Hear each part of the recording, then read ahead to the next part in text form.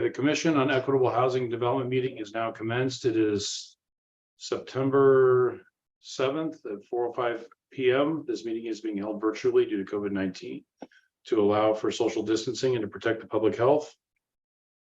As we continue our efforts in meeting remotely, we ask all commissioners and guests to mute yourself until called upon to speak to avoid feedback and background noise.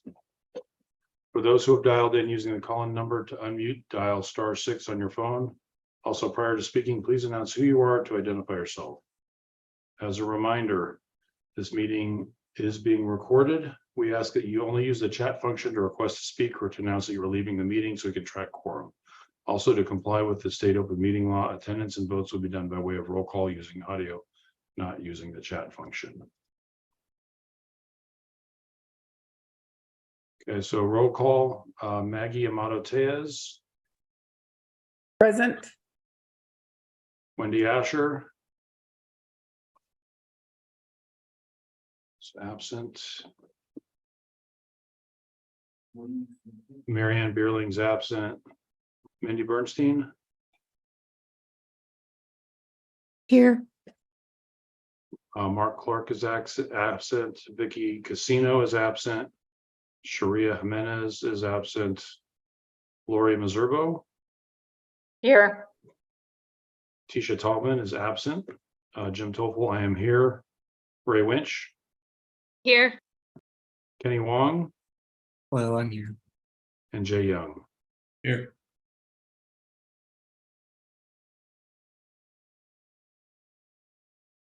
Okay.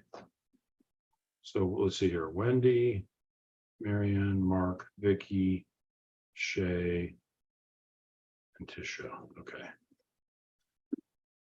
Okay, we're going to have to skip agenda item number 2 because the meeting minutes have not been released. Agenda item number 3 is the call to audience. This is a time when any member of the public may address the Commission on Equitable Housing and Development. Due to time constraints, the total time allocated for this is 15 minutes. Individuals are allowed 3 minutes each. Due to open meeting laws, commission members cannot discuss topics that are not on the agenda. Items brought up by the public may be considered as an agenda item for future meeting. So I see we have one person who'd like to speak. Victoria. Give me a minute.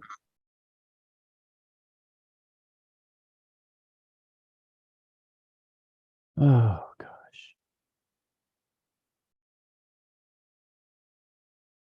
Okay, Victoria. All right. I've been working on a master case management document, and I've been making phone calls, and my biggest concern is there's not transparency with the numbers and resources that are given to the homeless. So they actually cannot figure out where to go, what to do. I've role played and found out that it's completely unattainable and traumatizing for individuals because they'll be sent around to different things, and this includes 211. So we need to reboot that as soon as possible, especially if you're hoping to work with people who are trying to avoid becoming homeless. And my biggest concern is New Beginnings. It seems to be a family shelter, and I got conflicting messages about that from various phone numbers. And Salvation Army seems to have 3 to 4 different phone numbers and 2 different addresses. So I've been working really hard on making something that's updated, can be updated, and is better than the current resource document of Pima County or anything that has been sent to me by others. So that has been taking a lot of time, including the numbers, addresses, and informations about slumlords and low-income housing that's naturally affordable. And my biggest concern is that we have made progress in one area with the homeless courts that did not exist when I was struggling with slumlords. And now, soundly, we have a next step. That next step is to look at behaviors of slumlords, how they register, how they work, what their paperwork looks like. And my concern is safety around that, because these people have been operating and fighting against the same lawyers with Southwest Legal Aid. and they know who I am because I am part of the system. So the conflict is a bit personal since I've lost everything and had to start over a couple of times. And I think it would be very important to bring this before the judge and work with lawyers from the universities who have different lawyer groups that are related around movement lawyers, which is a type of lawyering, and look at if we can address these issues in our city a little bit better and take stock and possibly take back, if needed, any property that is being abused or misused. So that's been my biggest issue. I'm still working on making my case, which is a step-by-step process. And then I'll be making public comment at every level in every area and involving myself heavily, so you'll hear from me. But I'll be recording and snipping and organizing and keeping this as my job that I do while I'm on Social Security living in low-income housing. So that's me, the People's Copywriter Project. Thank you. Thank you, Victoria. Okay, Joe. Thank you, everybody. I wanted to make a note of something as this body talks about different regulations and things that can be done at the city and county and state level for our housing. One of the things that happened recently was New York City put in some laws about short-term rentals, Airbnbs and such. And they went into effect on September 5th. And we have the first numbers provided by a group that monitors Airbnbs called Inside Airbnb. From the last month to now, there's been a 70% drop in Airbnb short-term rentals in New York City. About 4,000 of the long-term rentals haven't been converted to anything yet. The listings were deactivated on the short-term rental section of Airbnb, and it looks like the majority of the rest of them are being converted to long-term rentals. So I'm not sure if anybody would be interested in looking into those regulations and what New York City did as far as making people register those and things like that. But it seems like that is a step forward for them as far as getting some more long-term rentals on the housing market. So might be something worth looking into via either CHD, or if city staff might be interested in that. But it seems like a big step, and it sounded pretty cool. I wanted to bring it up. Thank you very much. Thank you, Joe. Anybody else would like to speak?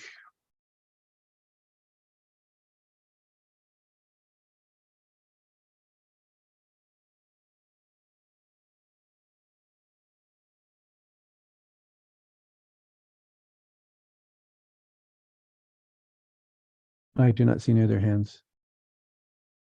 Okay, so without objection, oh, Anne is in the attendee list now, so. And Vicky's coming in. Okay. Hey, Anne.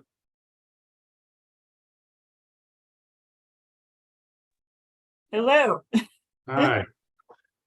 So we just got through the call to audience. Are you ready to talk about the housing financial stability plan, or do you need me to put it off for a little bit? I'm ready if you're ready. Okay, well, let's stick with the agenda then. So agenda item number 4 is the public housing financial stability plan. Thank you, Jim, and hello, good afternoon, evening, everyone. So I wanted to give you a heads up and talk to the commission and get feedback from you all. We are starting public outreach regarding our public housing portfolio. And we're going to mayor and council, and it's actually the Public Housing Board of Commissioners, not next week, but the week after, September 19th. And so I wanted to get feedback from you all first that I can incorporate into my presentation to mayor and council in a couple weeks, and really wanted to start this dialogue. So given your expertise and given the focus on the commission, I really feel like, ooh, and I do thank you, Ernesto and folks who are working. Can you please make sure Eric Novak is made a presenter? So wanted to share with you a plan. I know materials went out. I am going to actually do a short presentation because I really want to hear feedback on sort of the best way to communicate about what it is I'm talking about. I also want to introduce Eric Novak, who was just made a presenter and is now on camera. So you'll hear in my presentation, the city and our public housing authority is learning how to use some HUD tools, and we have contracted with Praxis Consulting Group, and that's Eric Novak is here. I feel like as a concept, this idea is fairly simple, but when you start looking at the details and sort of what it all involves, it gets really complex and detailed quickly. So if there are questions or if I say anything, Eric can jump in. But I am going to share my screen.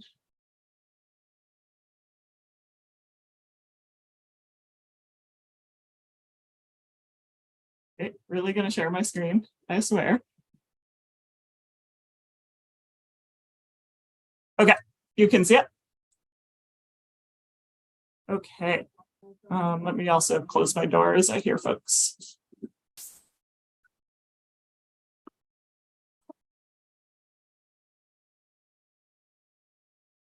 Okay. I am calling this our public housing financial stability plan.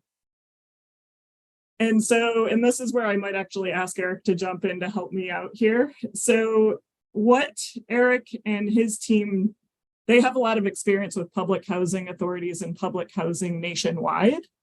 And one thing that I really appreciate that he pointed out about the Tucson public housing portfolio is really just how unique it is, how intentional it has been, and really how we've been on the front end of new HUD tools and different types of financial mechanisms to make our housing better. And so, for instance, the MLK apartments, if you've been in there, that was done about 10 years ago, a little over 10 years ago now, and it's an incredible low-income housing tax credit project that is also public housing. And so that's an example of a pretty complex process that led the city to do that project. And one thing I really want to ground the conversation in is that the city of Tucson, our mayor and council and HCD, we have continued to try to take steps to increase the housing that the city owns. Recently created the development arm. I would say HCD and mayor and council right now are firmly committed to owning affordable housing, increasing the number of units, and really this whole idea of repositioning our public housing is more to make sure that we have the resources to be able to sustain our units moving forward, make sure they're high quality, and also to grow units over time. So that isn't changing. This idea of repositioning public housing, we are committed to housing for low-income populations. And one challenge we have is that our public housing portfolio is not sustainable as is. If we were to continue to own and operate our public housing like we do today, we will continue. We have a little bit of a reserve right now, but we are draining our reserve. And so eventually at some point, we need to figure out different tools. And every public housing authority across the country is in the same position, where the majority of them, and Eric can speak to this better than I can, he's worked in a lot of these communities. The majority of them have already undertaken this repositioning process. So they're further along in repositioning their public housing than we are. And so wanted to mention that even in Arizona, Phoenix, Maricopa County, Chandler, Flagstaff, we're all in the same position where we're all working on this asset repositioning of our public housing.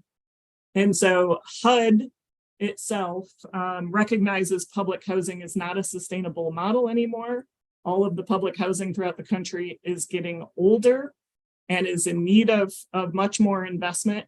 And yet the money we're given from HUD is not increased enough to take care of the need when it comes to both the physical infrastructure and then also the operations. And then I do want to mention, I mentioned this word scattered site and am interested in sort of the easiest way to explain this. Really a uniqueness to our public housing portfolio is how many single family homes we have scattered throughout Tucson. And that was intentional.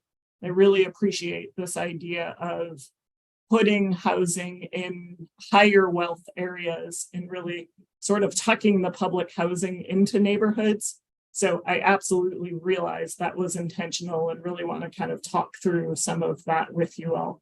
And I am going to let Ray jump in here because I have a feeling I will appreciate what they're thinking here.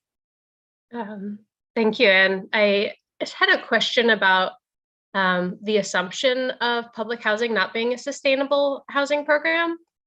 And some is, I very much see that it's not being sustained, and it's not being sustained with the funding that's being provided, and wonder if the part of the research has been, what would it take for the city of Tucson, at least, to be supplementing so that it was something that we could fund. And maybe some of that isn't possible, but just looking at some of the spreadsheets, I was like, oh, some of these are like $500 a unit a year for the maintenance. I was like, I might be reading those wrong, but I was like, is some of that we actually could be, Yeah. I mean, that we're underfunding it as a city as well, and how could we be making that commitment towards public housing? And I appreciate that. So the question is sort of, what would it take to stay sustainable as public housing? And I do think let's get to that question when we see a couple slides that I think will help articulate where we're at. And I'll also ask Eric to probably jump in here in terms of thoughts there. But I do want to kind of show some of the numbers that can help highlight why I'm saying today it's not sustainable with this model and why we are looking at repositioning. Yeah, no worries. No, it won't let me. There we go. I want to, and so we've known this is coming. This is something that Liz Morales started years back, and probably even her predecessor was looking into this, but we knew that we would have to be looking at the repositioning tools. And so I will say we intentionally added this into the housing affordability strategy in terms of the number one policy. We called it transform public housing, and I sort of almost regret using that word because I would say more preserve and stabilize public housing, sort of the idea to preserve and stabilize our housing assets moving forward. And so these were some of the actions we included in HAST under that item. One thing in terms of what I'm asking the commission for today is feedback and thoughts and things to consider. Even when I go to mayor and council in a couple of weeks, all we're asking for is the same: feedback, discussion, consideration, and approval to move forward with some of the short-term recommendations that Eric's team has made. And we'll talk through that. But each and every unit, there is a process to get approval to reposition the units, into the projects. And so each project that we go through reposition involves evaluating the condition and sort of other aspects of that unit to see what tools are available and would make sense. And then also getting resident input, and we want to get community input too. Some of these decisions do, I think, impact more than just the immediate residents. And so we want to hear folks like the commission and other stakeholders. And then very grateful for Eric and his team really creating viable financial plans and really thinking through where to get the financing for some of these projects. And then Public Housing Authority, which is also mayor and council plus a resident. We would need to take it back for approval for that project. And ultimately we submit it to HUD, who gives us an approval. And we'll talk through, and I'll ask Eric to help me here. One of the first ones we look to move forward with is MLK, a really awesome housing complex. And we can sort of talk through what that looks like with a real life example. I mentioned we've hired Eric and his team because we put out an RFP for firms that specialize in doing this and really creating these plans for HUD. Eric's team came out here and inventoried our portfolio, talked to our staff, looked at the units, and really tried to get a good sense of what our public housing looks like. They were going to help train us a little more on these tools. And ultimately, they did draft the strategy that you have a link to, the draft strategy and the draft executive summary that tried to summarize that very large document in a very succinct summary. Also, in terms of when I talk about public housing, I wanted to give you a summary of what that looks like for Tucson. So we have 1,505 public housing units today. People have often heard us talk about our El Portal portfolio, and I want to make sure it's clear that we're not talking. El Portal is a separate portfolio that is not federally subsidized. So in addition to our public housing, we do own more units. Overall, we own about 2,000 units, but our public housing portfolio, in which HUD gives us money, operating money and some capital money, we have 1,505. Some of them are multifamily sites, but a significant number, and that number varies, and there's many reasons for that. We're thinking somewhere in the ballpark of 450, 500 are single family homes. And a little more than that are scattered site units. Here is a map showing where those units are. So I mentioned many of them are scattered throughout Tucson. Again, that was intentionally done. And on one hand, absolutely appreciate the intentionality.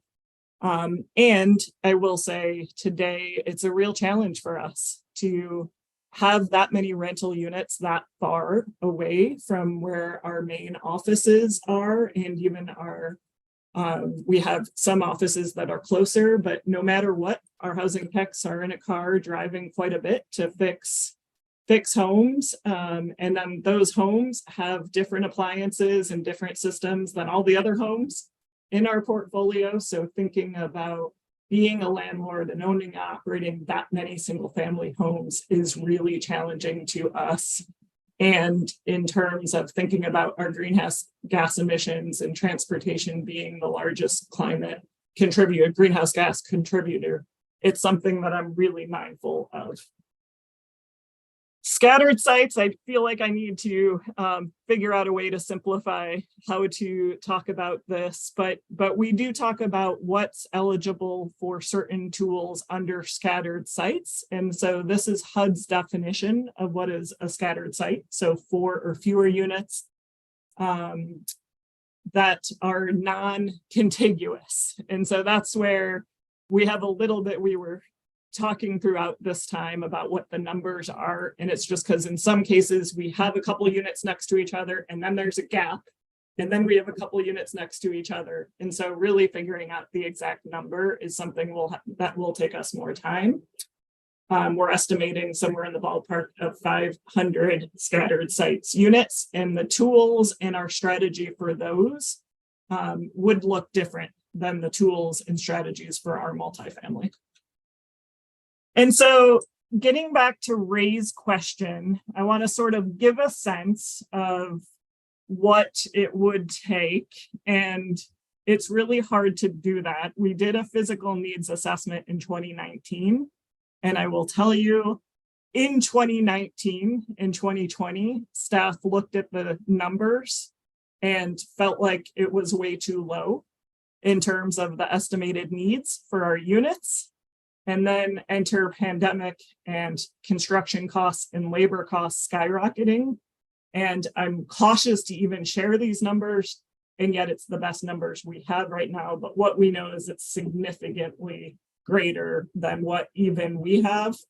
So based on what our estimate was and what we're getting, the idea is it would take us 18 years to address the deficiencies in our public housing. But I don't even want to guess what that is in reality. And so I think that I'm going to ask, and I'll share this too, and then I'm going to pause and let Eric jump in here. So that's on the capital end. Capital end, we know we're only getting a little bit of money from HUD each year to address the deficiencies. We'll take, one of the recommendations is to move forward and assess Craycroft Tower. It's about a 70 unit property that needs a full rehabilitation. And so when you think about that property with 70 units and the resources it would take alone, it would be years before we could pull enough HUD capital to actually address the deficiencies at that site. So that's the capital side. And then the operating side, this past year, and I think that I'm hoping this is an anomaly, this is a high-end year, but we had a $4 million deficit in terms of what we were getting from HUD to operate our public housing and what we ended up paying for costs to operate. And I think this particular year was really on the extreme end with we're in a situation where we weren't collecting rent like we had been. So during the pandemic, a lot of rent being suspended.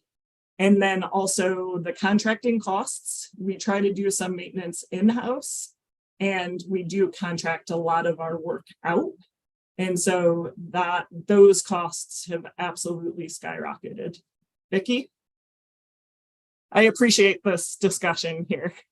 Well, I really wanted to say something, a couple of things, but about the scattered sites, I really appreciate that. From a disability perspective, we don't like segregated housing, and that's what often happens for individuals with physical disabilities. So we always advocate for, accessible, affordable, integrated housing. And I was at two of your properties today. I don't know if they're within, I don't know if you know which ones I'm talking about. And Liz had San Antonio? Yeah. And what I loved was I drove right past them and didn't realize it. Like my GPS took me there and then it said you've arrived. And so it wasn't readily apparent, like, this is the disabled housing, integrated in the community. And, so I had to turn around and then I actually saw either Terry or Celine standing outside. So I knew which one it was. So I wanted to comment on that. And the other thing this doesn't get at the biggest problem, but I did want to really do a shout out to your team on those two properties that I saw and the accessibility improvements they're making for the tenants who are moving in, because you already have disabled tenants lined up. So my team has been working with your team and, ensuring the access. And I feel like the city of Tucson is going above and beyond to ensure that accessibility and to meet the needs of those tenants coming in. But we also talked about some of the changes that were made based on our recommendations to improve accessibility. Really could benefit anyone. And so we talked a little bit about too, just, not thinking about those as things that you would do just for a disabled person, but like lever handled faucets, like those are things that can benefit everyone and also promote aging in place, and things like instead of turn dials to use little sliders for the fan and lights. And so some of those little things that really could become standard and promote more universal accessibility, rather than doing the remediation, when somebody disabled is moving in. But anyway, I just really wanted to commend your team for, they're doing a really great job. Those two homes look absolutely beautiful. Thank you. I didn't see the before. I'm seeing them like they're almost done. And my staff had said, I think when they first met with your team, the contractor was there too. And so all of the recommendations were taken and implemented. And now it's just a few minor things that need to be fixed. So I just wanted to definitely do that shout out to your team for that. Thanks. And I appreciate that, and do think that that's an example of where, given the age of our portfolio, just thinking through making improvements for aging in place and persons with disabilities, the need is greater than we've been able to address. And so something that's mindful to me, glad that we were able to work on that with these projects, but there's so much need with so many of our other sites. Jim. Hi, so I've got quite a few thoughts, but I'm in terms of the scattered housing, I think the reason that those costs are out of line with the multifamily is it's really hard to manage those properties. And what I mean by that is a typical apartment complex has a property manager. They do regular inspections. They go through each unit every month to change the filters and kind of keep it what's going on. And that filter is the same filter as that's used in the other apartments, right, that are all there. Right. So there's a regular process, and everybody understands that, that people are going to be coming in and doing those types of inspections. And you can't do that on the scattered housing. It's just too much. And we did a project with the city of Mesa. Gosh, it's probably 16, 17 years ago. It was a Mesa scattered housing project, and they took their worst 40 units for their housing department, and they did a full rehab. And we were part of the capital needs assessment, and we did 100% walk list, identified all the things that needed to change. And some of these units were, there was hoarders, there was people who had just tons of animals, there were plumbing leaks. Some of the living conditions were just god awful. And so we went through and got the units really looking new again, all of them. And then when we went back through for the 1-year inspection, there was a good portion of them that were just as bad after 1 year as before the rehab, because so much of the maintenance is based on the living conditions of the tenants and their ability to treat the units and the houses like they're their own. And if you don't have a property manager who's able to regularly do inspections and keep people accountable, it's near impossible to maintain those places properly. And so I'm not sure what the answer is. I know what the problem is. I don't know what the answer is. And I just think looking forward, I would recommend, if the city is intent on owning new properties, it's going to be much more efficient to do it, in larger projects. Going back to your previous slide. So that's just a thought. Going back to this slide, have you looked at doing 4% tax credits on these? Because I think those work really well on these types of projects. So that's a good transition I want to kind of move to where we're interested in going. And one thing I want to mention on the weighted average needs per unit, I want to make sure to be clear that that doesn't consider Tucson House, which is its own, own large project in and of itself.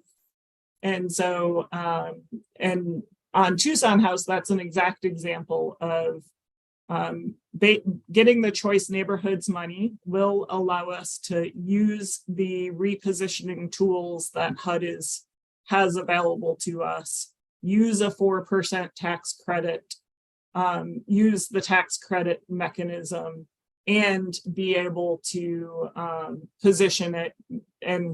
And so now I'm getting out of my depth. I'm going to have Eric jump in and sort of explain how something like that works and how through asset repositioning we can use some of the tools to support Tucson House. But I also am hoping, Eric, to get back to Ray's question on what it would look like. All right, thank you. I'm going to shush before we move on. Do you want to get to those slides, Anne, or do you want to? I mean, I do want to mention on this slide that the capital needs per unit that we're showing, these are probably a third of the actual costs it would take just in hard costs to bring these units up to modern standards. So when we're doing renovation of public housing that's 40 years old, we're typically spending at least $125,000 a unit hard cost. And often it's more than that. And it's not just because you bring units up to modern standards and these capital needs assessments don't really address that, but it's asbestos abatement, it's excuse me, Eric. Yes. Yeah, hi. For me, your voice or the video is going in and out. I'm watching the closed caption, but I don't know if anybody else is experiencing that. Yeah, you're breaking up, Eric. Okay. Yeah, you're breaking up, Eric. Okay, can you, I'm not sure what, is it my earphones? Because I'm hearing people fine. Did you call in or are you working through your computer? Through my computer. You might want to call in if you have that option. Is there? It could also be your earphones. Let me try moving to wired earphones. And Hey, Ann, while we're on this, there's 3 projects here that are quite a bit newer than everything else. Correct. So, Silverbell and Posada Sentinel. I would guess that the capital needs requirements on those 3 are significantly below the others. Is that true? It's actually not. Part of it is you're hitting these projects right when, first of all, can you hear me? And should I continue to try to move towards wired? I think you come a little bit in and out still. Okay, let me try and I'm untangling. And why don't you keep on presenting and I will get set up here. So. And I have closed caption on if that would help anybody else when Eric talks, if there's an issue. Okay, I'll keep yeah, going. It's not completely accurate though, because for the captioning to be accurate, you really need to speak very clearly. So it is difficult to catch. Okay, I'll keep going and then we'll see if Eric, oh wait, hold on, he's close. Yeah, can you hear me now? Is that better? That is better. Oh, good. Okay. Go back to the old technology. It's so much better. Some of the projects that are younger are reaching the end of their first cycle of, so they're 15 to 20 years old and everything is coming due on them. And so that's sort of captured by these capital needs assessments. I think the scatter site capital needs assessments that are here, they just did a sample of each. So there might've been, for AMP 111, there are 184 units in that portfolio. They might've assessed 15 of them. And so it's not, you have some of your scatter site are Adobe single family homes with aluminum windows and swamp cooler, cooling. And it's in the report, we talk about how much it would truly cost to bring those up to put in air conditioning costs $50,000 because you're not just replacing the HVAC system, you're having to put in new windows and insulation and electrical just to add the air conditioning and so on. So that's why that these costs just sort of severely understate what the actual need is for this portfolio. Okay, I'll move forward on what we are proposing, and then we'll ask Eric to jump in more in terms of what it would take to do these projects and sort of what it would take to do them in a way that keeps them public housing and sort of what these tools are aimed to do. So I've already kind of touched on this, the reasons in which we're interested.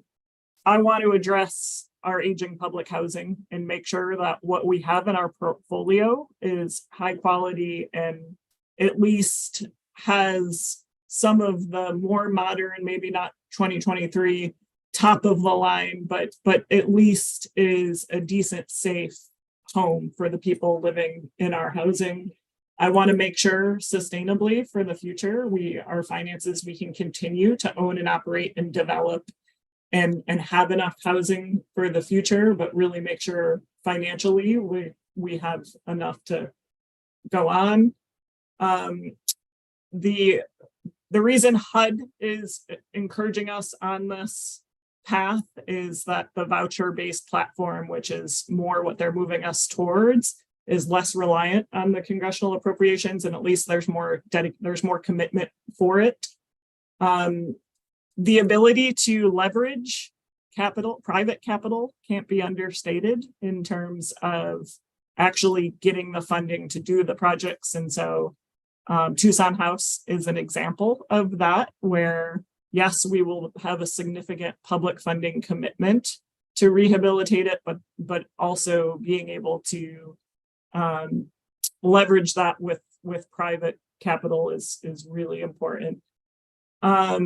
And then we will talk, I want to hear thoughts on the scattered sites portfolios and what it could look like, but we are aiming to sell a portion of that portfolio. We want to keep some of it. We want to make sure we're mindful of still having housing in areas of opportunity. We want to make sure that housing is served by transit and has other services around it. And we want to try to create affordable homeownership opportunities. So our dream would be to anyone we sell still be a homeownership opportunities for low-income families. And so those are some of the goals we're after. And I also mentioned both from reducing driving across the whole city, but also when we go to renovate, rehabilitate, and even when we go to turn into homeownership opportunities, I want to take that time to try to improve the units to really be more energy efficient, be more water efficient, and really help prepare for our climate future. This is an example that I may have Eric jump in, but this walks you through the increased revenue through two different repositioning tools and sort of what it would look like. So Eric, do you mind summarizing quickly? Sure. One of the things we'll be talking about is using a HUD tool called Section 18 to convert public housing to Section 8 housing at fair market rents. And basically what it's allowing a housing authority to do is to take advantage of the same benefits that private owners, private landlords use to operate housing. And so in this case, your scatter site portfolio for Silverbell. So Silverbell is a tax credit project that is roughly 20 years old. One of our recommendations is converted from public housing to Section 8 housing, which HUD allows you to do without any justification because it's scatter site. And that would increase the revenue at that project by 279%. Because that's the difference between HUD operating subsidy for public housing and what private landlords get under the Section 8 program. So that's one example. The other is MLK Apartments, where we're proposing converting that from public housing to Section 8 housing under the RAD program. The RAD program is not, as it's supposed to be, what's quote unquote revenue neutral. And so what you're doing is you're taking all of the revenue that would have gone to MLK as public housing and converting it into a voucher. And it's roughly the revenue that would be going to the project is about 19% higher, or about $120,000 more income a year, which would just help put MLK on a more solid financial footing.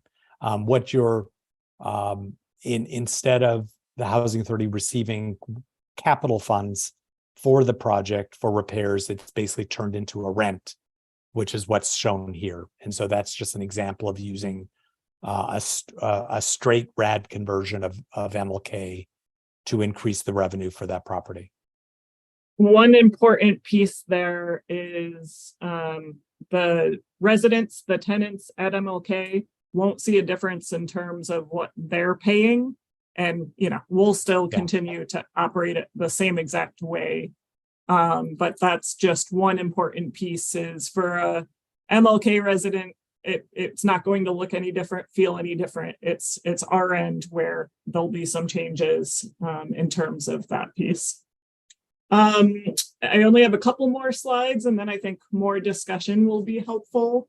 So the report has tables of recommendations, and I summarized that, oversimplified it here, just that the strategies, the recommendations are broken out into short-term and midterm, and that really it is project specific. So whether it's a Craycroft Towers project or 50 scattered site single family homes, we want to go through the process of evaluating those projects to really figure out how it works.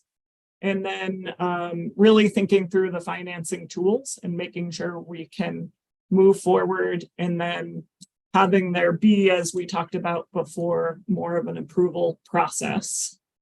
So the ones that to me feel kind of where we want to go is we are moving Tucson House. We know we're moving forward. Choice Neighborhoods, super grateful that we have a plan for rehabilitating the Tucson House and really giving the people that live there not only a much better housing product, but also wraparound services. Very excited about that. So the other three I do want to talk through. One is to initiate the repositioning process for MLK, and Eric can talk through that, but my understanding is, given the age and given that it doesn't need a major rehabilitation right now, it's a pretty straightforward process. And so feels like if we can be getting more revenue today, not today, after we go through this process, it feels like something that makes sense. It looks like, Eric, you want to jump in there? Oh, just the point of all of these is to HUD won't allow you to convert unless there's a plan for addressing the capital needs of the property over a 20-year period. And so a lot of the strategies are about preserving public housing. That's what we're in the case of MLK, what HUD says is we'll allow you to convert from public housing to RAD as long as you can show that there's enough resources to cover all the identified capital needs over a 20-year period. Of the Housing Authority's portfolio, MLK is really the only property that might be a candidate for this, what's called a straight RAD conversion. In other words, we're not planning to do any work up front. We're just repositioning for the future, and likely MLK will go back and get tax credits in another 5-10 years to recapitalize itself again, to sort of replace old cabinets and appliances and HVAC systems and windows and so on. And so this is sort of an interim of just for the Housing Authority to dip its toes into the RAD water, and with the one property that we think would be a good candidate for RAD conversion without renovation. Okay, thanks. I'm going to get through. I think I have one more slide. So get through this, and then Jim, I'll let you facilitate from there. So the other two things that I want to initiate sooner than later.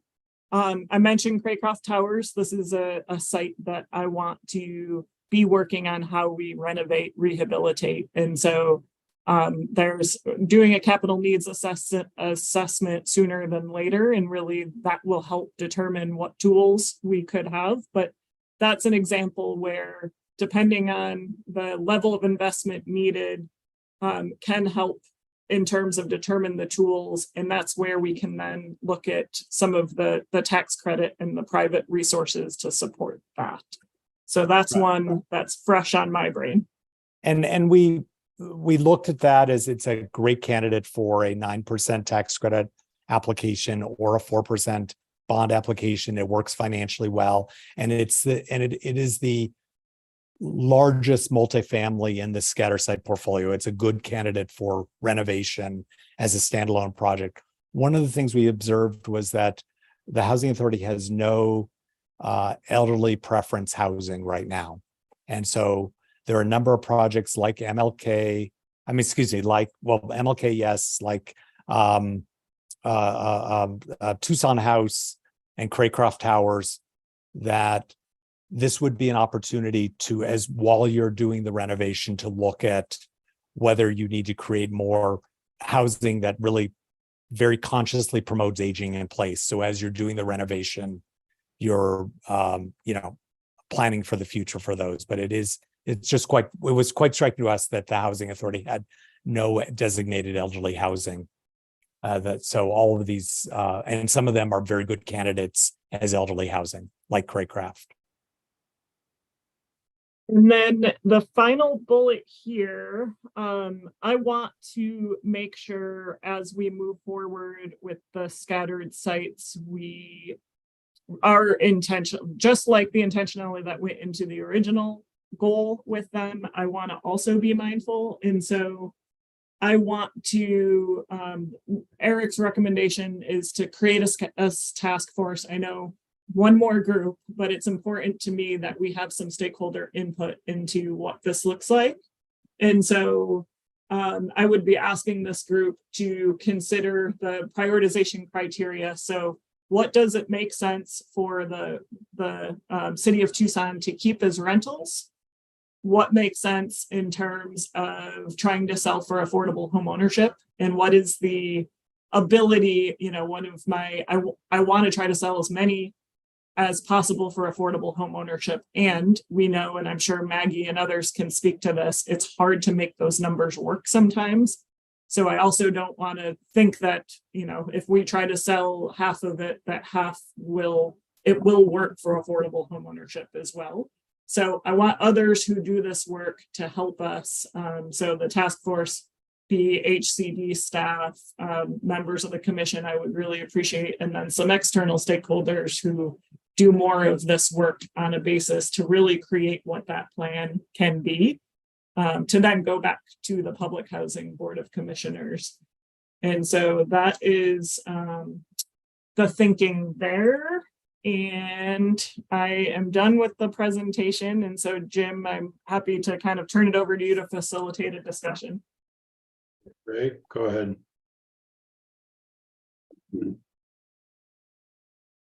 One question I had about the, when you say convert to Section 8 housing, would that be City of Tucson owned and having Yes. people? Okay, so the Section 8 voucher money. So then goes to it's, the City of yeah, Tucson. and so this is not privatization. This is doing exactly what the Housing Authority has done in the past with its Hope 6 project. So the land would continue to be owned by the Housing Authority. The Housing Authority would be in most of these cases would be the general partner to the tax credit partnership. It's just a different look for affordable housing. But it's not the Housing Authority giving up its responsibilities in any way. I made two follow-up questions on that then. One is how that would impact the maintenance. Are you thinking just that because you'd be getting more money, that you'd be able to maintain more of those? In some cases, yes. So it's for some of the scatter site, but HUD is encouraging housing authorities nationwide to convert your scatter sites because it's just, you're not getting enough money under public housing to operate scatter site housing. So just by tripling the revenue for those units that the housing authority decides it wants to hold on to, it will then have enough money to hire managers and maintenance staff and so on to operate it. And so financial stability is one of those criteria. Yes.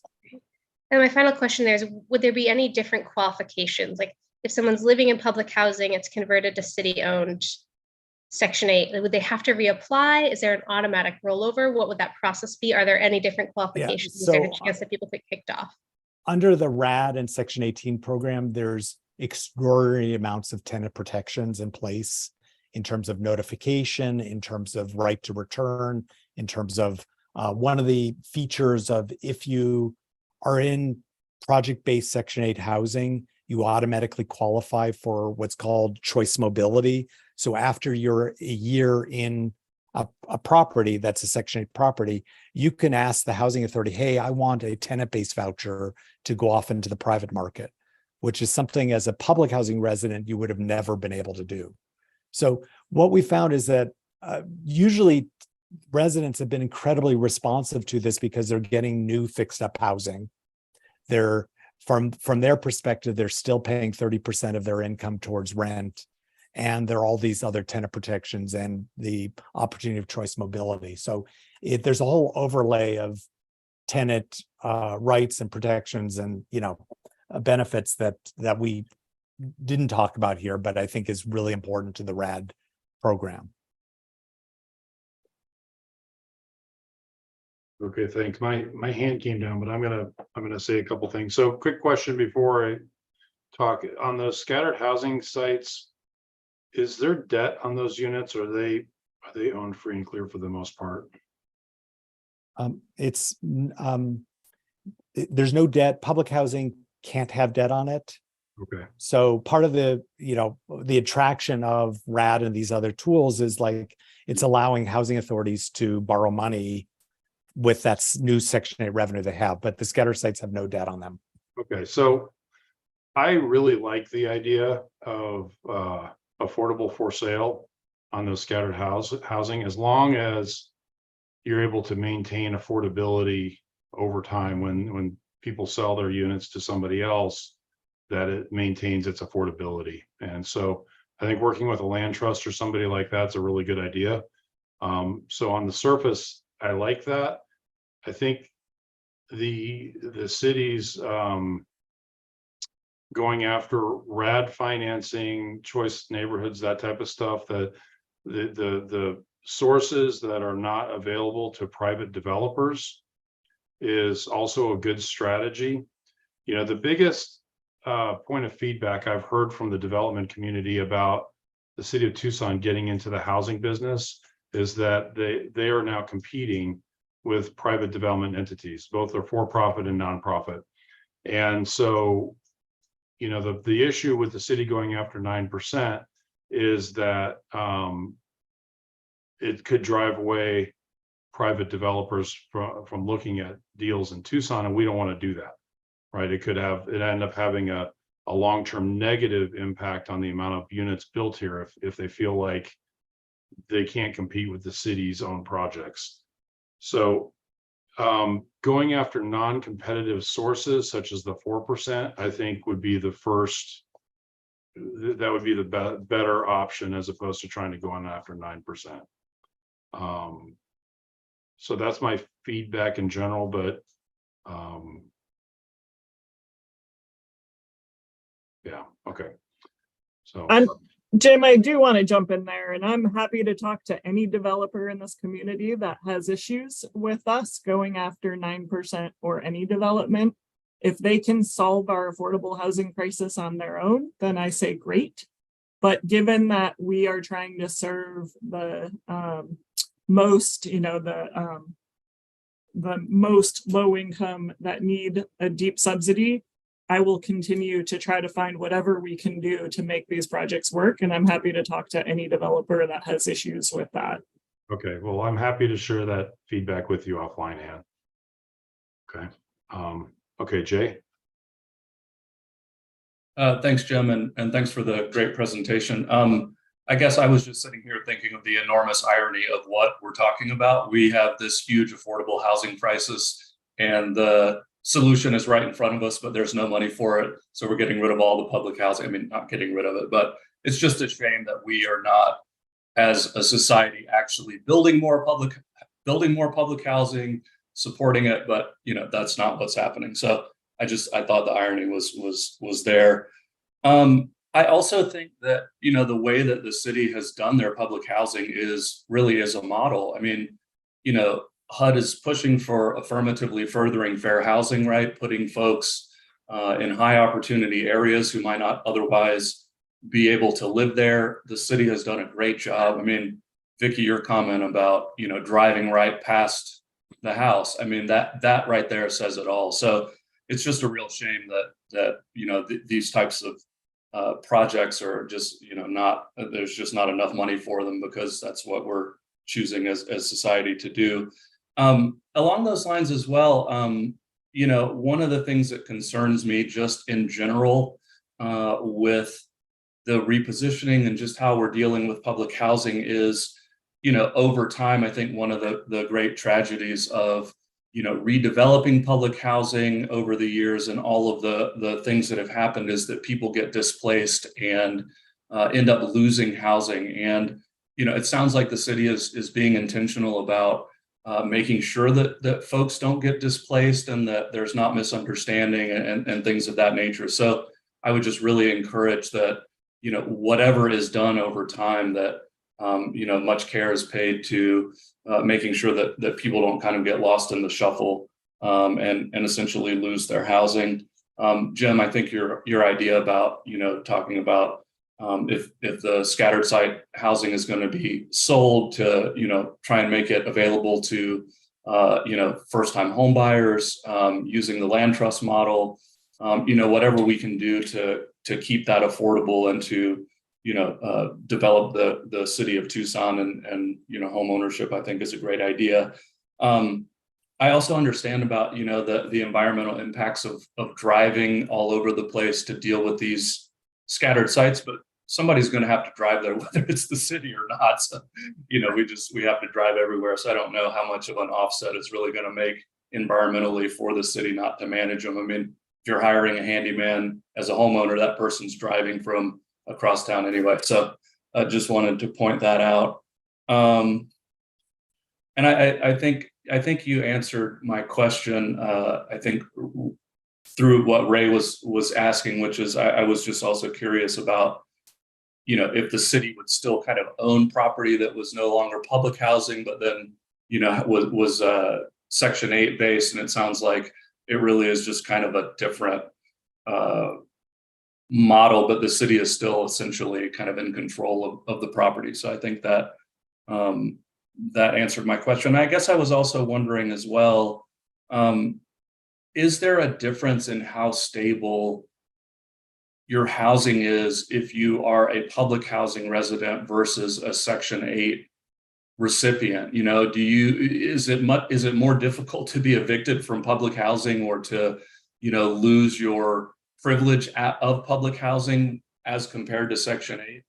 I think that's an important thing, because one of the things I think we're also supposed to be dealing with is housing stability, and I would want to make sure that, well, I don't know that it's possible, but that the Section 8 housing or the housing that people would be moving into, or the transition, that people wouldn't also be losing some type of stability. But if the program is the program, I guess there's not a whole lot to be done about it. So anyway, a lot of random thoughts there, but just wanted to share those.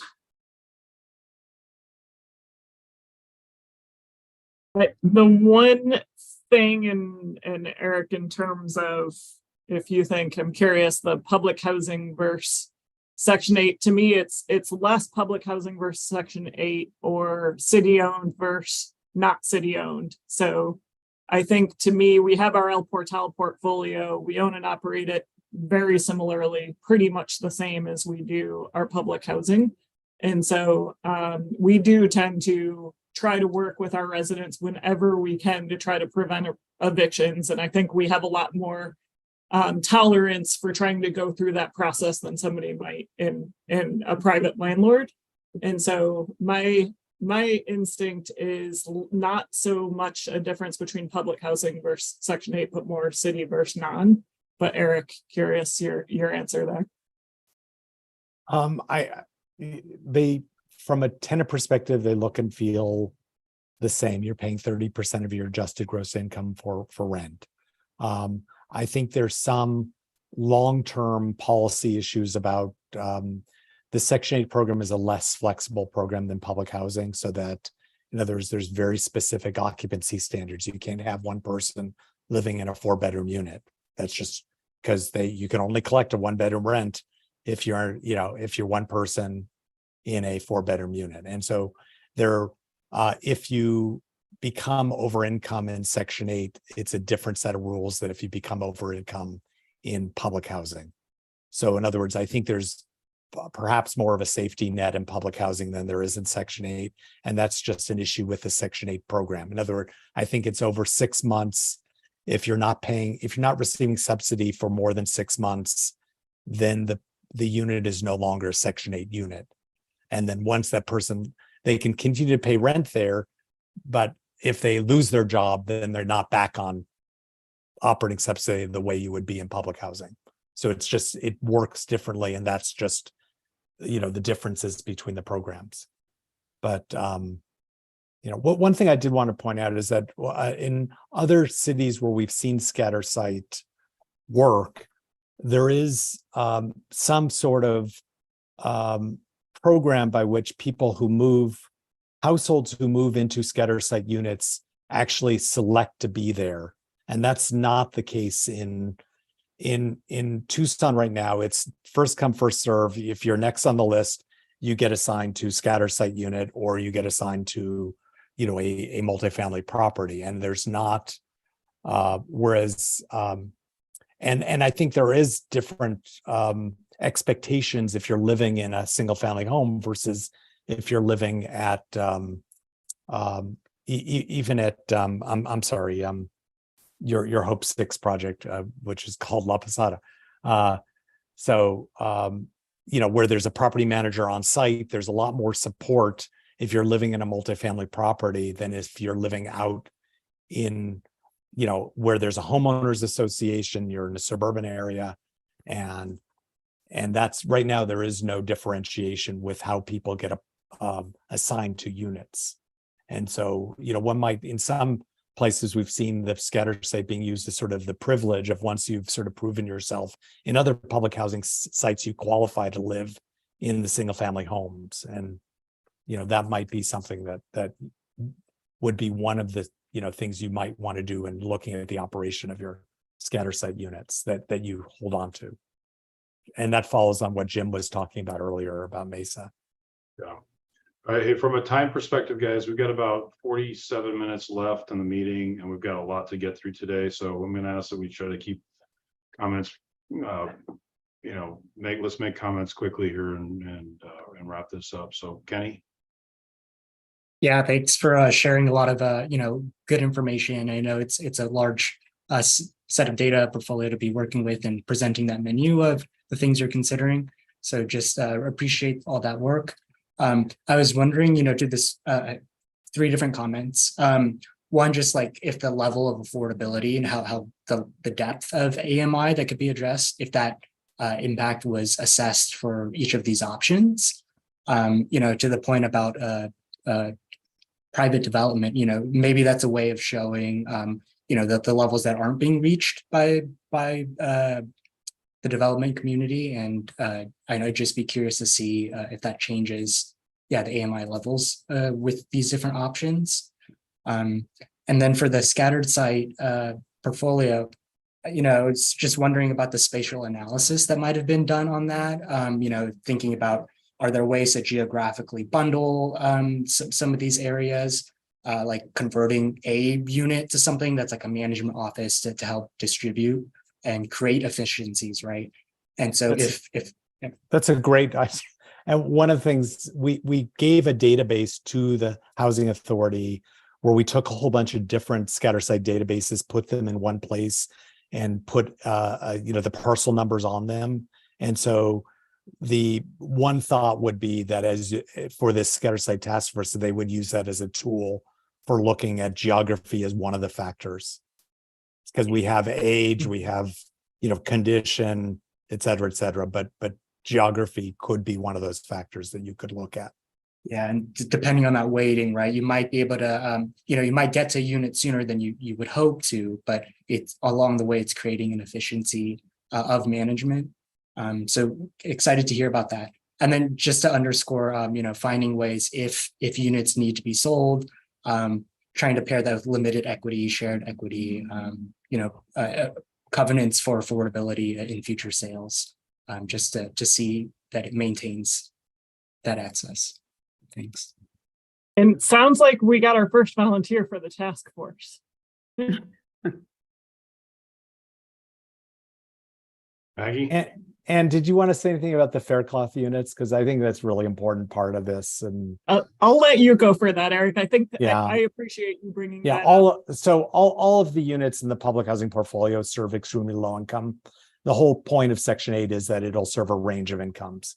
And so that basically you pay 30% of your income regardless of what your income is, up to typically there's a sort of a flat rent, a market rent that would once your income is so high, it sort of maxes out at what the market rent would have been for that unit.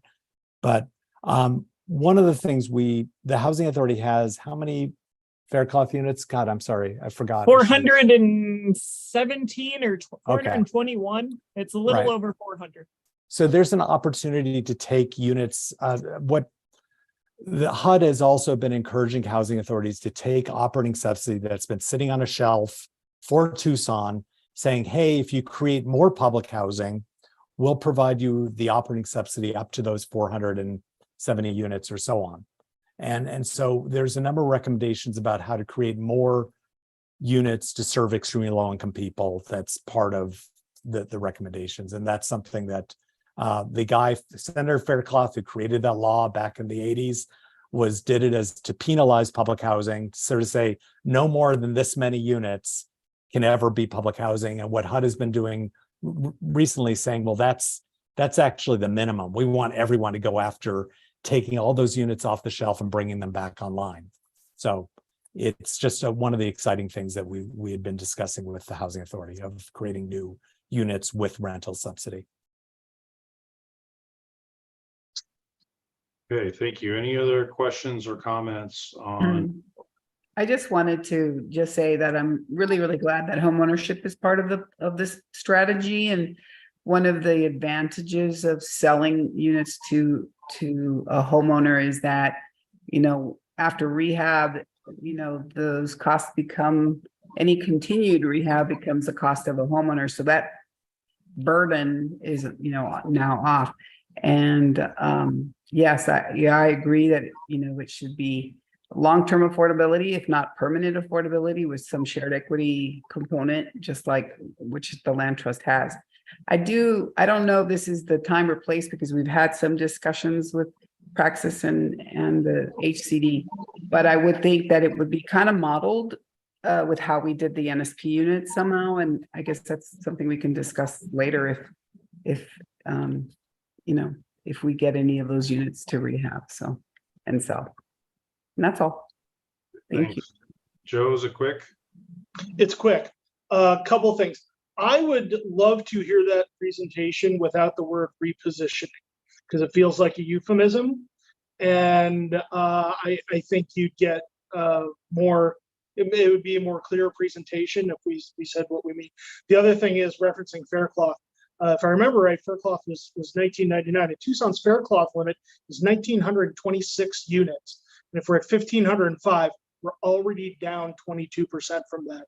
That's all. And I appreciate not using reposition, but I don't know what other term to use. I'm intentionally in the report, you'll see a lot about disposition. And that's a term that I feel like is not clear in terms of what exactly that means. So I'm trying to not use that term. And so, open to ideas there, because it is what I mean. in terms of positioning it from public housing to Section 8. So open to ideas in terms of that terminology. So I don't know what else to use. Okay, let's go ahead and move to agenda item number 5, which is the housing first. And I'm embarrassed to admit, I don't remember what the follow-up questions were for this. And is this kind of the Thank you, Eric. And I'm happy, if it's easier, I'm happy to follow up with the Housing First subcommittee instead, if we want to skip this item for time. But I will say, the Housing First committee, based on the presentation from Brandy and Jason and Austin in the commission meeting before that, had specific questions for me, and I did get those answers, and I'm happy to follow up with them if that's helpful. Unless there's any objections, I guess that's my preference, especially since Tisha's not here and she's the chair of that subcommittee. Does anybody object to pushing this down to that subcommittee before it comes back to the commission? Okay. All right, then let's go to agenda item number 6, which is the State Housing Conference recap. So the Arizona State Affordable Housing Conference was in Tucson 2 weeks ago. It was sold out again. I think there was 600 people or something who were in attendance. Well, I think it was well attended. There's a lot of people, a lot of companies coming from out of state trying to figure out how to do affordable housing in Arizona, which is great. The other thing that happened right before the conference is they released the first draft of the qualified allocation plan. And if you guys remember, the qualified allocation plan is what the state uses to score and determine which projects will receive low-income housing tax credit awards. So I wanted to quickly go through some of the changes in the QAP. Can you guys, can you see my screen here? Yes. Okay. All right. So this is I'm just going to go through the selection criteria and kind of hit on the things that affect the city of Tucson. So as we've talked about before, projects are scored on points. It's a yearly process. The applications are typically due April 1st, and then the awards are typically made about 2.5 months. So April, May, like mid-June is typically when the awards come out. So let's see here. So just kind of, I'm going to just kind of scroll down. We don't need to talk about developer experience and that type of stuff. So there is a lot of changes for rehab projects. They are putting an increased emphasis on preservation of existing affordable housing units, which is good. This one's number 2 is an interesting one because the higher the rehab. So basically what they're saying is if it's an extensive rehab, they want to go through the 9%. If it is a moderate rehab, go through the 4% program. So every project needs to do a minimum of $25,000 per unit rehab. And then the other thing that I thought was the significance here, and this is again for rehab projects specifically, is project-based rental assistance or housing vouchers. So if there's more than 46% of the units have housing vouchers, you get 40 points. So that ties in with the first criteria pretty well. This stuff we'll go through on the new construction side. So for new construction, there's not really any changes to developer experience. Supportive housing. So if it's an 811, or if you have a minimum of 15% of the units, which will use rental assistance, housing vouchers, that will receive 30 points.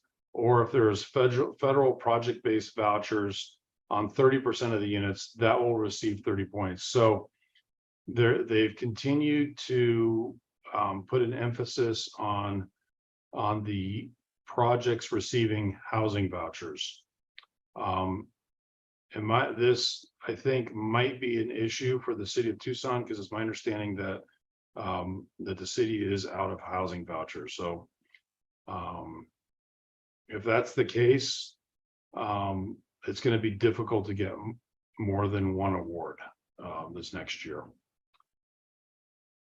Okay, so the proximity to amenities hasn't changed. This is just basically saying that projects need to be close to shopping and travel and that type of stuff. Not travel meaning city transportation, so bus services and things like that. If it's in a QCT, a DDA, a difficult development area, qualified census tract, or if it's part of a community revitalization plan, it will receive 5 points for each of those for a maximum of 10 points. So I think that's pretty straightforward. The other thing that I really wanted to point out here, and this is directly impacting the city of Tucson, is local support. So they changed local support from 15 points to 30 points. And so what they're basically asking for is they can get 10 points if the city will put in a minimum of 500,000 per project. They'll get 10 points if it's in a federal historic rehab tax credit. So if you can get historic tax credits, that's worth 10. That's a pretty difficult one to get, especially on new construction. And this other one is there's 10 points if there's a land lease agreement with the city. So the city owns the land, they lease it back to a private developer, that's worth 10 points. So the short of it is here that the city needs to continue to put in housing vouchers and money into these projects. And if there's going to be a land lease back agreement, that's almost going to assure an award. The other thing I think that's of significance is that the zip code penalty has gone away, which is a good thing, because the 85705, which is right here, is no longer a deterrent. So that was a major problem that we had with the last QAP. So I know I ran through that pretty quickly, but is there any comments or questions on that?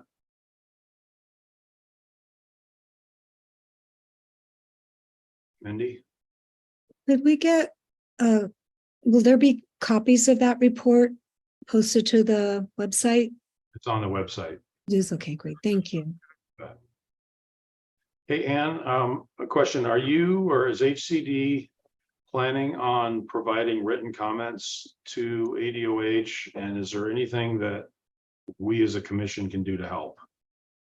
We are, we've had one conversation with them, but absolutely told them we would follow up with a written letter. I think I have a few concerns based on the draft QAP, but our big one is the project-based voucher requirement. We feel like we'll try to do what we can to make the local funding part, but we are really at a position where it's going to be really difficult to commit the 30% project-based vouchers to the projects. So that's my biggest concern, and I have to imagine other PHAs are in that same boat. So that's our big concern is just given how many vouchers we have and how they're being used, we're at budget capacity. So right now we have to be really careful about our vouchers. So I've got a question for you. Is there, we had a presentation a couple of years ago when we were talking about the source of income ordinance, and there was roughly 800 housing vouchers that were not being used because they couldn't find somebody that would accept them.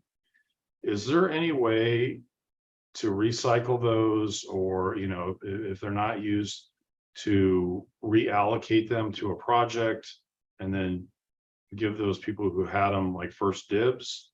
Or is that not legal? That based one is I would like to get updated numbers on what that looks like. And I see Terry has been on the attendee or on the other tab that he may have more information than I do there. But I recommend we give you updated numbers there, but we can't just take a voucher from somebody and give it for a project-based voucher. Okay, so comments are due here, I think, in the next couple of weeks. If there is anything as a commission that we can do to help, please let us know. We're willing to also put in our 2 cents. But I want to make sure the city stays competitive in the program. So if you recall, one of the changes that was made last year is Maricopa County and Pima County have to split the first 2 awards between the 2 counties. So if the highest scoring project is in Maricopa County, then this next urban project awarded is automatically going to come to Pima County. But then after that, it just goes to the highest award. So if Tucson does absolutely nothing, we're guaranteed 1 project a year. But obviously we want more than that. So.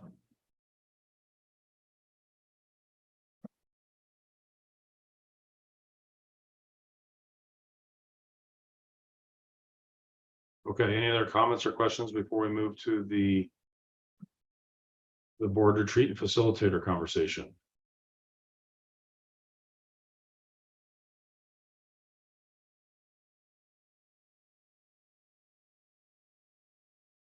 Okay, so agenda item number 7 is the discussion on the board retreat and facilitator. So on the website was posted a proposal from Southwest Decision Resources. This is a city-approved vendor for facilitation. I can share my screen here. Okay. So this is what they are proposing that we do in the strategic planning meetings. So essentially what they would like to do is they're going to attend 2 full commission meetings as well as the subcommittee meetings. They want to meet with each of the subcommittee chairs individually to kind of, before a retreat, put together, I guess, get an understanding of what we're doing, and then and put together materials for a retreat. They'd like to facilitate a half-day retreat in person. So it's going to take 2 commission meetings, which would be, if we can get this approved here in the next month, it would be our October and November meeting. And then so sometime in December, we could do a half-day retreat. And then there'll be a follow-up, probably January and February, with the full commission to basically reestablish goals and objectives of the commission. So their budget estimate for this is $9,753. They're anticipating it to take about 68 hours of time.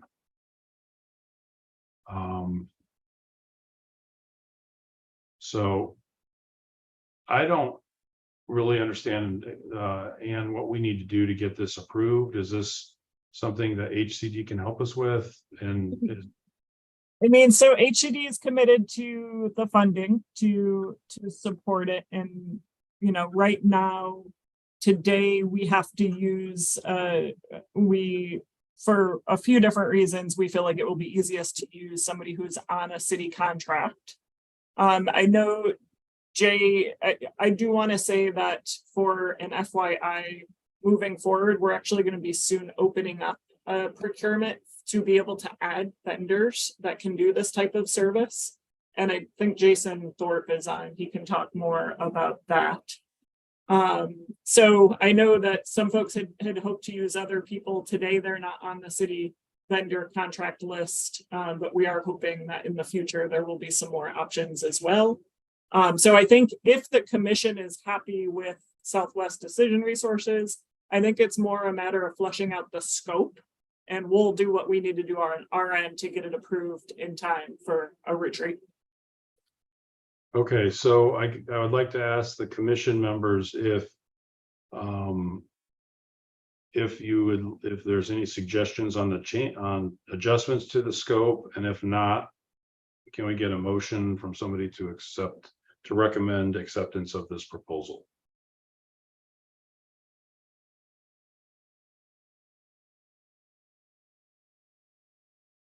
Mindy? I think December is a very busy month for people, and would suggest January as a month that might be more convenient. I agree, and I actually think that works with this because they're planning on going through March of 24. So I think I misspoke because we did talk about that, about doing the retreat in January. The other comment is, holy shit, that's a lot of money.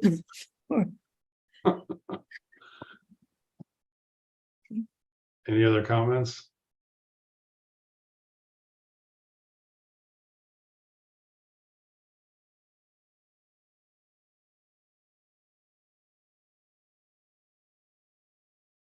Okay, well, I guess the question then to the commissioners is this something that we want to accept? And is there somebody willing to make a motion to recommend that we accept this proposal?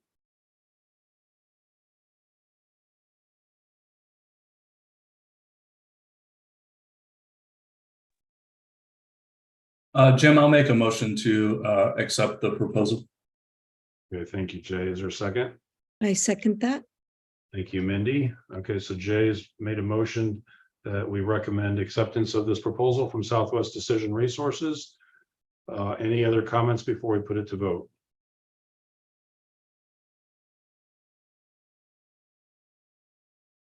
Okay, let's go ahead and put it to vote then. Maggie? I approve. Wendy? Oh, Wendy's not here. Mindy? Approve. Vicky? Approve. Lori? Approve. Ray? Yes. Kenny? Yes. And Jay? Aye. Okay, the motion carries. Thank you, everybody. Okay. So agenda item number 8 is the asset repositioning of public housing, and it's a discussion that's going to be led by Ray. Thank you. I'm not sure if everyone got a chance to read this article it's a chapter from After the Projects. It was on this month's the agenda for this month's meeting with all the other links. I received this article from staff at HCD and want to start with just appreciation that HCD is taking into consideration not only kind of the logistics and the asset planning, words with lots of acronyms, but also the lived experiences of people who will be impacted by this. I think really digesting this information is an important part of having the conversation about changes in public housing. Some of the main things that stood out to me in this article, one was a quote of, "Even when city officials believed themselves to be well-meaning, this did not always mean that residents believed all promises had been fulfilled." And I think about the lived impact that happens when people's housing is changed. It's not just a matter, right, of, okay, moving from a single family home, one-to-one replacement, no one is displaced, we say, but in the experience of the history of public housing in Tucson, this actually explicitly runs through times where people said, like, I would rather stay in a home that feels substandard to like some city official of what substandard means, or like an official policy of what substandard means.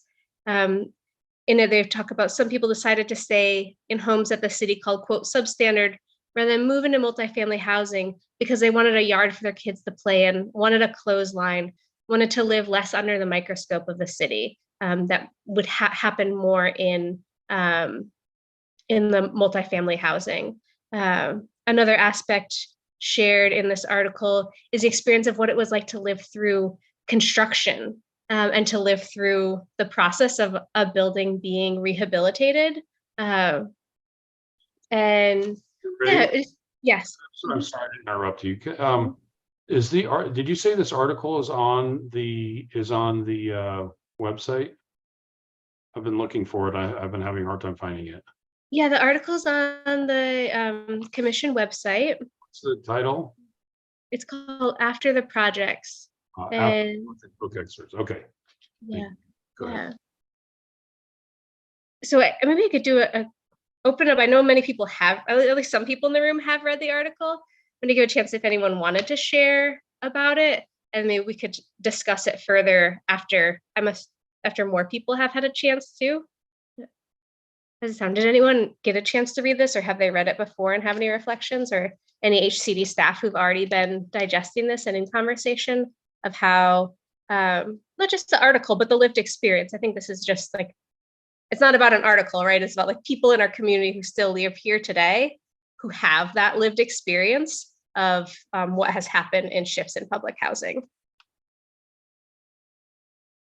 I see, Jay, you have your hand raised. Yeah, I did not get a chance to read the article, but look forward to reading it. But I just really appreciate you bringing this aspect up, because, you know, if anybody knows about, you know, the history of public housing over the years, people have often been forgotten, even though it's, you know, about housing people. So making sure that, you know, as this happens, you know, these things that obviously need to happen and will happen with public housing and the repositioning, making sure that we, you know, at the very least limit the damage and trauma to people and families living in, you know, public housing and other subsidized housing is limited as best as possible. So I just wanted to thank you for bringing that up, and I hope that we as a commission can keep our eye on this and provide guidance as this transpires over time. Yeah, Anne, do you want to share? I'm happy to go after Joe. Sorry, I didn't see you, Joe. Oh, no, it's okay. I read After the Projects and one of Lawrenceville's other books a couple years ago. And I wanted to really echo Jay and say I'm glad that that HCD is interested in this and taking up a reading group and looking into those, the kind of knowledge base that really exists, especially from, you know, Vail's got like 6 books that are just about public housing. So, but yeah, the wealth of knowledge that exists around this, I really appreciate that. Thank you for putting it on the agenda, Ray.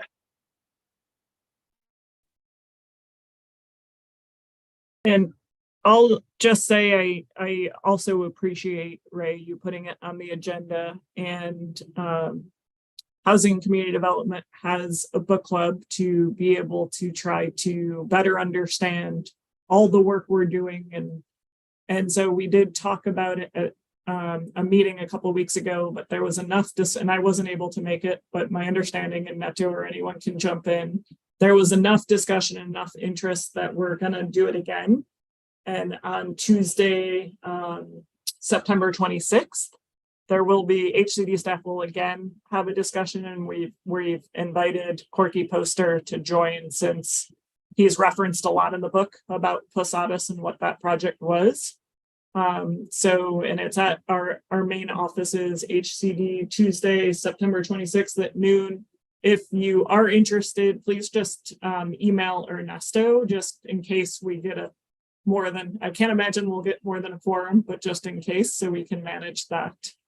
But yeah, definitely something, not only when we're talking about asset repositioning, but we have a project really close to Posadas. You know, we will be we're looking to develop a 12.3 acre site that's really close. And so really feel like the lessons learned and discussions from that book hopefully will really help guide us for this other project. So thank you, Ray. I'd also add, if you're looking for community members who are involved with that, I remember Angie Quiroz is mentioned in those chapters as well.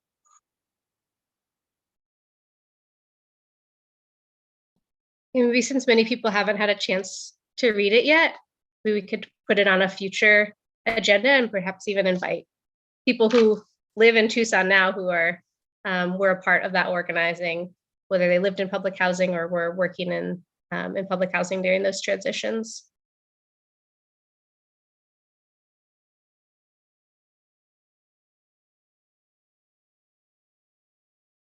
Okay. Thank you. Any other comments or questions, Mindy? Yeah, thank you, Jim. I have not had a chance, did not read the article. I have it up. I need to print it out to read. So I would love to revisit in the next meeting. That's just what I think. Okay. Thanks for holding space for this. And yeah, I think it'll be a much more meaningful discussion after we've really had a time to digest it together. Okay. Thank you. We all have our homework assignments in for the next meeting. Thank you, Ray. Okay, next agenda item number 10 is the U of A call for community projects. Kenny? Hi, thanks for that, Ray, as well. I just wanted to share that we have a master's in science urban planning program at the U of A. Currently, every year the students do a capstone project in teams that test out all the skills that they've learned through the program and curriculum. And currently there's a call for projects that may be suitable. So if there's anybody out there in the community, it doesn't have to be limited to housing. But this is a chance to get a group of graduate students to put their heads together with faculty guidance on questions. So community members that are submitting projects, they'd be the client for the student team. And I think Jay had shared the Tucson Housing Equity Study. It would be a similar process to that, getting focus attention on a project. So that call at a little more description is on the agenda meeting website.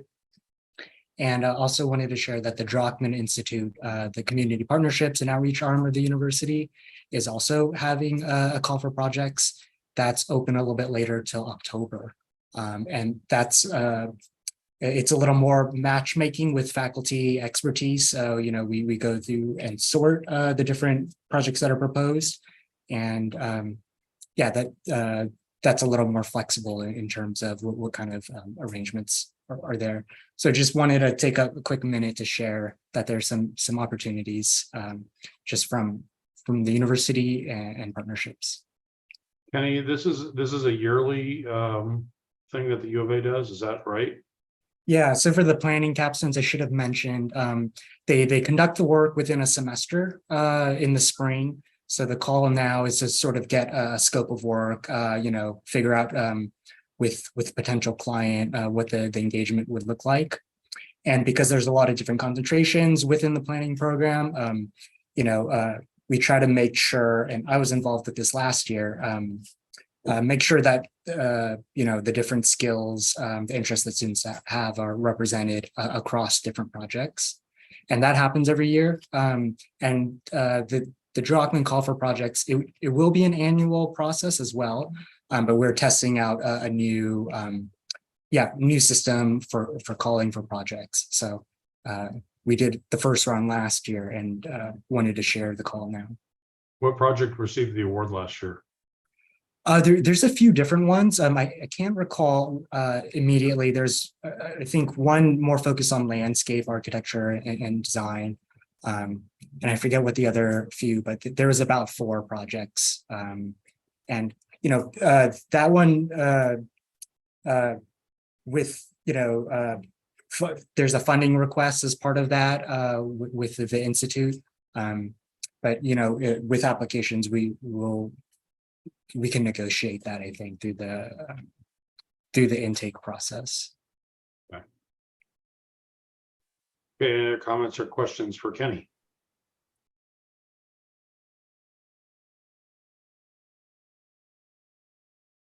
Okay, thank you, Kenny. Let's move on to subcommittee updates. Tisha is out. Is there anybody who can give an update on Housing First? Anne? I will. I was at their last meeting and we talked through in particular questions and sort of concerns that have come up in the last few meetings. And I think, and Mindy, please jump in here. I thought it was a really helpful discussion. I think there was in particular concern around rules and regulations around our Housing First shelter. So that's where I was asked to follow up on sort of what it looks like and really making sure that they are low barrier shelters. And so we'll have that conversation at the next meeting in terms of what I learned regarding those items. And I thought overall it was a good discussion. I think, like probably many, still sort of trying to figure out what the main goals of this particular subcommittee will be. But I think my sense, and Mindy again, is just looking forward to the retreat to help clarify those things. But it was a good meeting. Okay, thank you, Anne. Any questions for Anne? Okay, housing desegregation, Jay.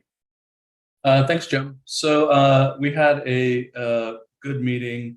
I think if I could summarize our meeting, we're feeling frustration at the limited or not really, making much progress on measuring equity and really kind of defining what that means. And we actually, because we have worked to get the equity study completed that the ASU students did, that we shared with the commission, obviously, we have decided that we are not going to continue to meet until after the strategic planning process, because we kind of are out of ideas and have presented, I think, what it is that we think needs to be done. So at this point, just so everyone knows, we will not be meeting, like I said, again until after the strategic planning process is completed. So Vicki or Lori, is there anything that I missed or y'all would like to add? I think you covered it. Thank you, Jay. Can I make a friendly suggestion that maybe once the strategic planning process begins, if the facilitators want to meet with the subcommittee, that you guys have those meetings that kind of talk about goal setting and whatnot? We'll think about it. No, I'm just kidding. Of course, we'll do that. Okay, thanks. Any other comments or questions for Jay? Kenny? Thanks. And just thinking about, what the proposal we just looked at, I think for me, it kind of expresses the urgency of getting that process started. December, I know it's busy, but if there's any way to kind of initiate that earlier or get through that process sooner.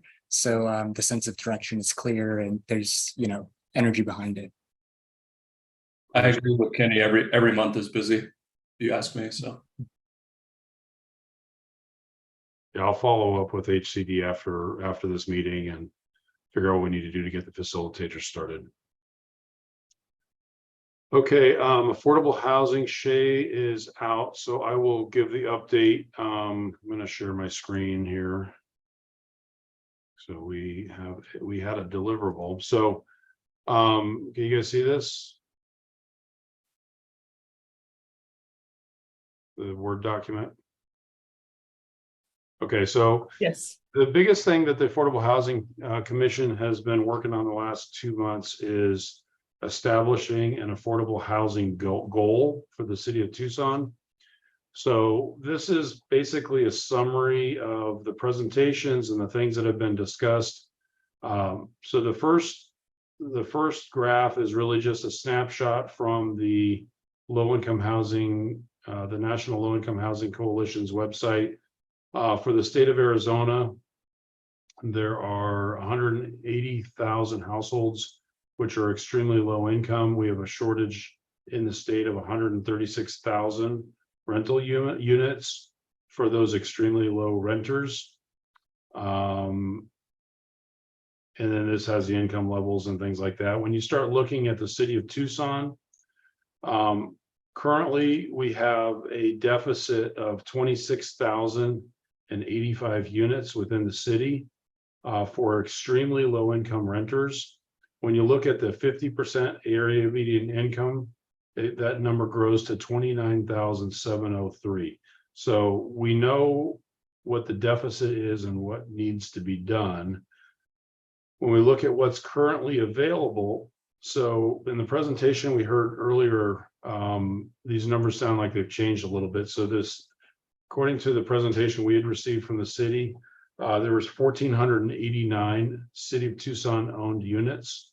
I think the number that was thrown out earlier was 1,505. So there's a, what is that, a 16 unit discrepancy between this presentation and the one we got earlier, but it's in the ballpark. We have 4,996 Section 8 units. There's 94 currently that we're aware of, home ownership, that are affordable. A lot of these are through the land trust. And then the other sources, which include, I should probably say other, which include LIHTC and HUD 202, there's 4,341. So adding all those up, that's 10,920 affordable housing units within the city of Tucson. Of those 10,920, there are 1,882 units that are at risk of falling out of affordability. So that means that their compliance periods are coming up here in the next 5 years. And, at least for those that are with private developers, if they want to pull them out of affordability, they have the ability to do that. In terms of number of units which are in the pipeline, so these are projects that are either under construction or that they've received funding commitments, either 9% or 4% or state tax credits. There's 1,192 units that are in the development pipeline currently. So if we look at 2025, the assumption here for 2025 is that all of the units in the pipeline will be complete and in the market, and that nothing is going to fall out of the affordability. So that's the assumption that the subcommittee made.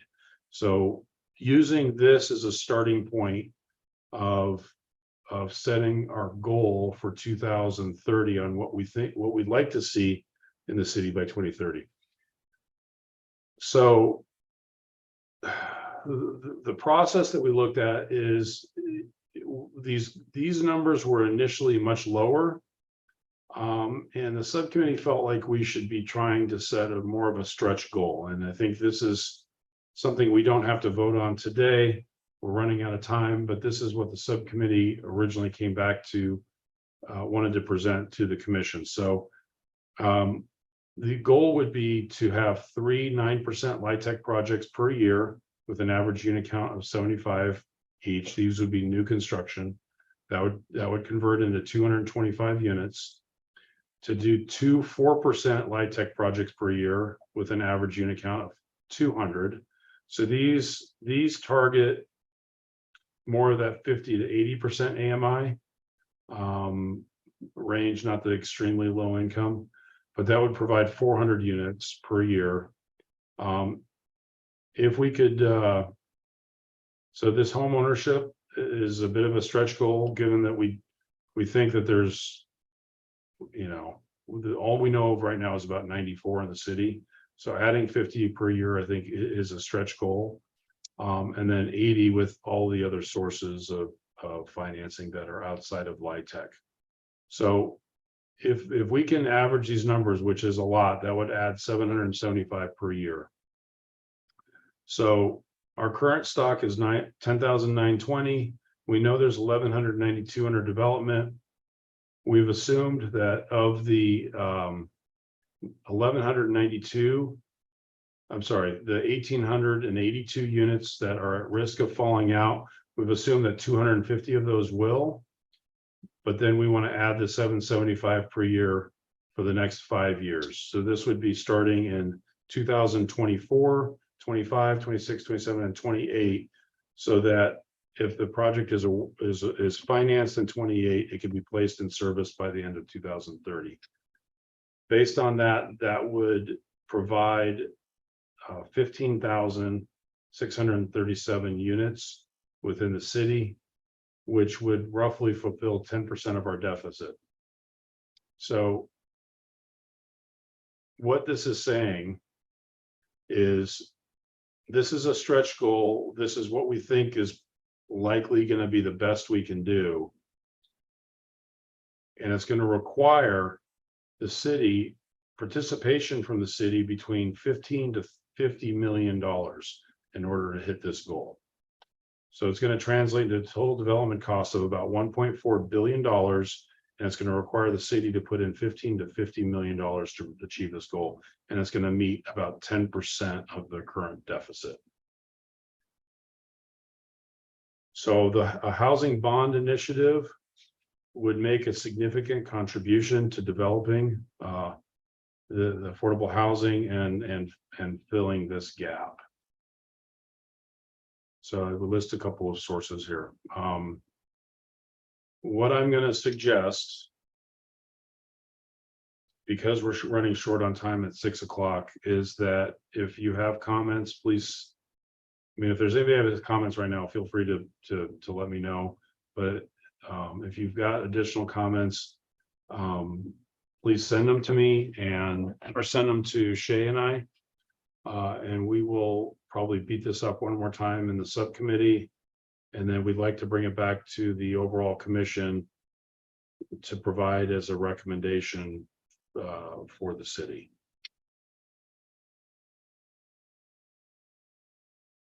So is there any comments or questions on this?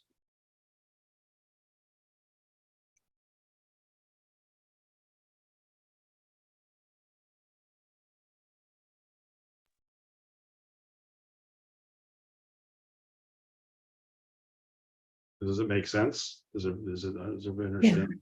It makes sense, just a lot to digest.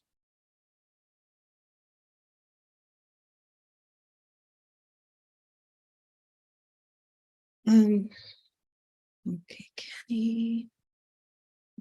Okay, any other comments or questions?